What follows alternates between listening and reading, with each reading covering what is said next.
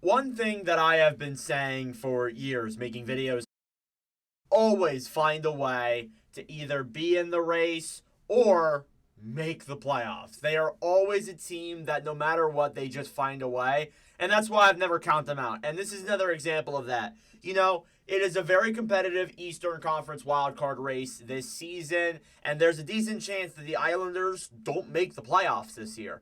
But over the last week or so, a little bit more than a week, they have been playing some very, very good hockey and are really making it a even bigger mosh pit than it already was before. And if you guys have been following the videos, you guys will know that I have been calling it that over the last couple of days. So, the Islanders, before the big winning streak, had a record of 17, 20, and 7 for 41 points. They were 8 points out of a playoff spot. And I'm going to be honest, 8 points out, that looks almost impossible at this point. You look at how many teams are in that conference, you have to jump a lot of teams to even get close to a wild card spot. So it just didn't look like it was in the cards for the Islanders at that point.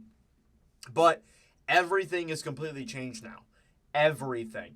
After the winning streak, as of today on February 5th, the Islanders are 25, 21, and 7 for 57 points. They are only 3 points out now with games in hand on almost every team in the playoff race.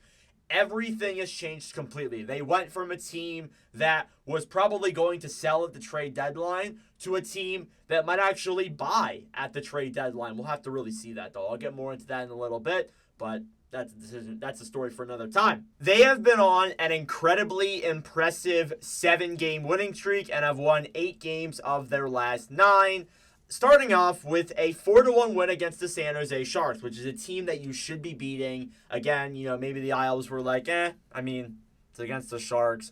They probably weren't thinking about anything then because the Sharks were a team that you should be beating. Then they beat Columbus 3-1. You're like, hey, that's a pretty big win. Columbus is also in that playoff race too. They have been world defiers, as I've said about them this season, and that's a good win. Then you beat Philadelphia 3-1 in a very tight game, and I thought that I gave a lot of credit. The Islanders looked good. Again, they got 2 more points in a very competitive race. And then they got the 2 teams that were involved in the Mikko Rantanen blockbuster literally simultaneously. They played the Hurricanes after playing the Flyers the night before, and they won 3-2 in overtime. So that's 4 wins in a row if you were keeping track. And then they could have easily rolled over against Colorado and given them a win.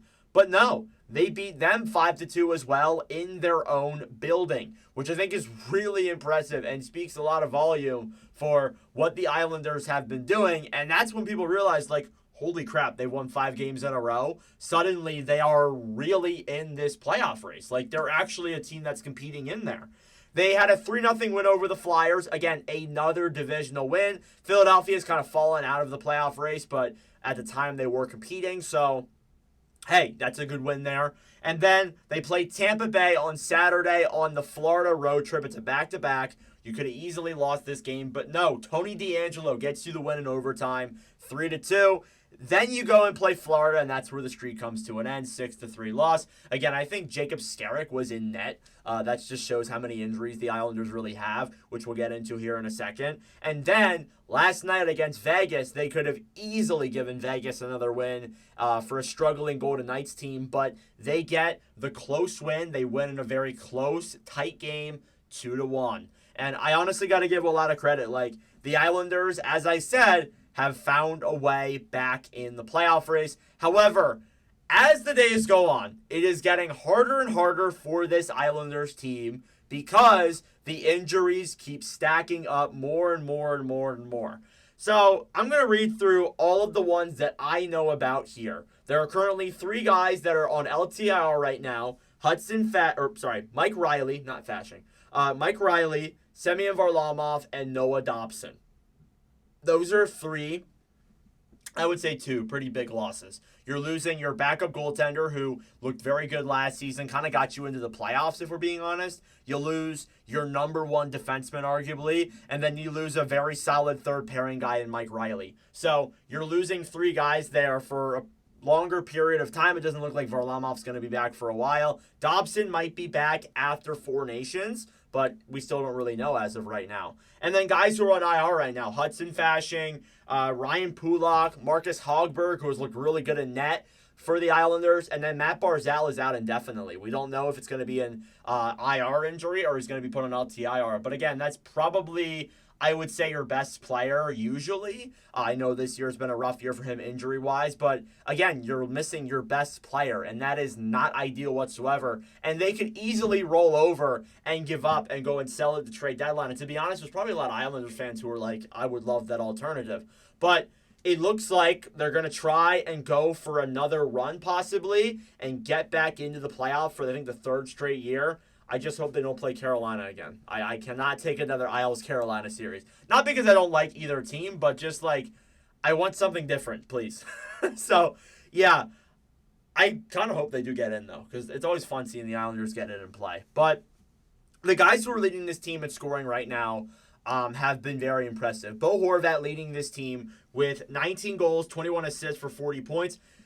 Never realized Horvat had 20 goals this season. Again, like, he's not the player that they signed into that contract to initially 2 years ago, but he still is a really good player. He's going to be a good, legitimate, probably 60, 65 point, maybe even 70 point player at the end of this season. And I think for a guy like him at this point in his career, that's a very good pickup in my opinion. Anders Lee has been an Islander for God knows how long. 22 goals, 17 assists for 39 points. He has had an incredible season this year. I think leads the team in goals. Again, we know what Lee can do. He's a good, very solid 25, maybe even a 30-goal guy. So I've liked Lee this season too. Kyle Palmieri, 14 goals, 20 assists, 34 points as well. Again, like Palmieri, like he's pretty old. He's a lot older than a few of these guys, but he's still producing at a very solid rate and is still a very effective player. Brock Nelson, a guy that they might trade at the trade deadline if things do fall off a cliff, and maybe me making this video will make it fall off a cliff. 16 goals, 17 assists, 33 points as well. Again, he's a guy that you could trade at the trade deadline, but you could also re-sign to an extension. If Lou Lamoriello is really serious about wanting to keep this team competitive, they'll just re-sign everyone, which is what they've been doing for the last 5 years anyways, so it wouldn't really change much. But, yeah, we'll have to see there, though, if Nelson maybe does get traded. There still is some time before the trade deadline and obviously Four Nations, but I don't think it's likely right now that he gets traded with the Islanders being, 3 points out. Simon Holmstrom was a guy that really spotted me last year, really stood out. And this year, I think, has taken an even bigger step. 13 goals, 16 assists, 29 points, scoring at a very regular rate, is a solid secondary guy for this team. And I think you got to be happy with that if you're New York. That's a guy who was drafted later. You didn't have a lot of high picks, and you got somebody like Holmstrom. I think it's a very good pickup, in my opinion.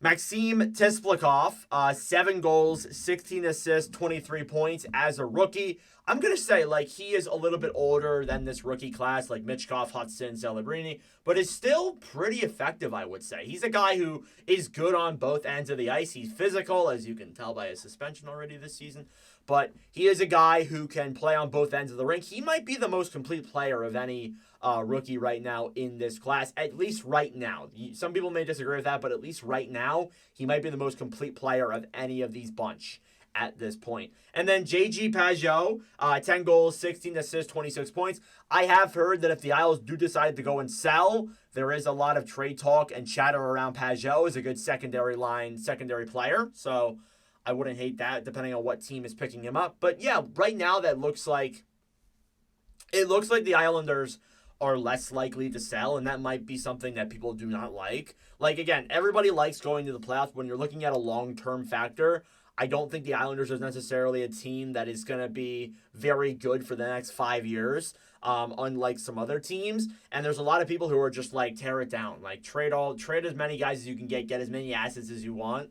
But it seems like right now that might not be what happens. They might try and go for another playoff spot. And depending on how you look at it, there's some people who are okay with that. There's some people who are not okay with that. It really depends on who, but yeah, we'll have to see where that goes. And then Matt Barzal, I mentioned him as well. 6 goals, 14 assists, 20 points in 30 games played. Again, you got to give Barzal some credit. The amount of points he's put up in the amount of games injured, I think, is impressive. Again, I don't know the state of his injury right now. It may have been announced, but I'm not 100% sure. So we'll have to see when he comes back to the lineup. But again, that is a big, big loss for the New York Islanders as well. A look at their blue line. Noah Dobson this season, 6 goals, 18 assists, 24 points. And Ryan Pulock, 3 goals, 13 assists, 16 points. Both are injured right now, but that is arguably your 2 best defensemen besides Romanov, obviously. And then Adam Pelech this year with 14 assists so far. He is healthy right now. But I do want to give some credit where it's due to Lou Lamoriello. He made a really good move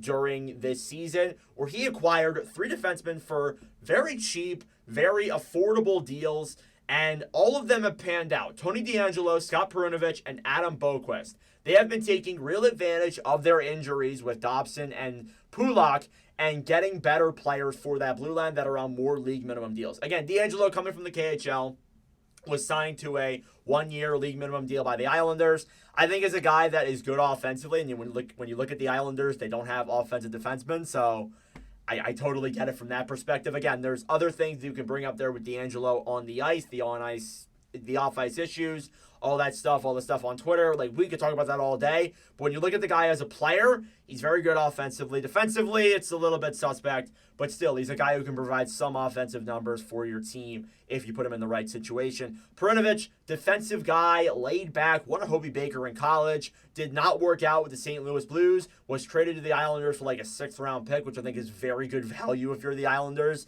I don't really think you're going to need that 6th-round pick. Again, if you're rebuilding, maybe. But I think a guy like Perunovich has been really good and really locked down. And then they picked up Adam Boqvist off of waivers as well this past week. And I think Boqvist has been really impressive too, in a sense that he was a guy who just could not work out wherever he went. He didn't work out in Chicago, just wasn't that great in Columbus, and hasn't worked out that well with Florida. But with the Islanders so far, him along with all 3 of those defensemen have looked just terrific. And I got to give a lot of credit to Lou. He's done a really good job at acquiring guys for little to no assets going back the other way. I think like a 6th-round pick.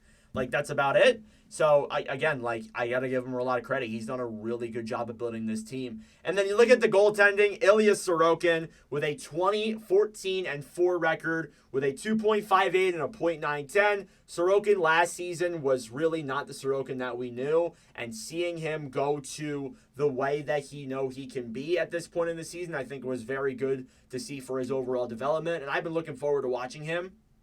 And I think that he has gotten a lot better as the season has gone along, especially on this stretch. And who knows? Maybe Sorokin can carry them even further to the playoffs. But as of right now, this Islanders team, again, as I said, is 3 points out of a playoff spot.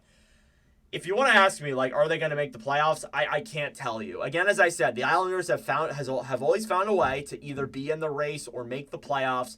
But at the same time, I don't know if you've seen it, but that Eastern Conference wildcard race now is a massive mosh pit. I think that there's a couple of teams who have fallen out of the race, but it is still a very competitive race, and it's still February, and I have absolutely zero clue on who's going to make it. I got to be honest with you guys. I just don't really know who exactly would make it out of that whole bunch. The Islanders do have a harder schedule than a few of those other teams, so maybe I wouldn't lean towards the Islanders, but again, they've beaten some really good teams on this streak, and I think you got to give them credit where it's due. So yeah, at least as of right now, the Islanders look like they are a team that's in the playoff race. They are a team that can make the playoffs. It's just a matter of what will they do in the playoffs. But let me know your thoughts in the comment section down below on the New York Islanders. I know I did not cover every player on this team. I got to draw a line somewhere. So let me know your thoughts on some of the other players that I did not talk about. Thank you very much for watching, though. I really do appreciate it. Please do like the video down below. And if you are new, please do consider subscribing to join the community that we are building here. And new episode of the Nordcast. We got a special interview with a pro hockey player. You guys won't want to miss that, but that's it for me. Thanks for watching, and I'll see you guys in the next video.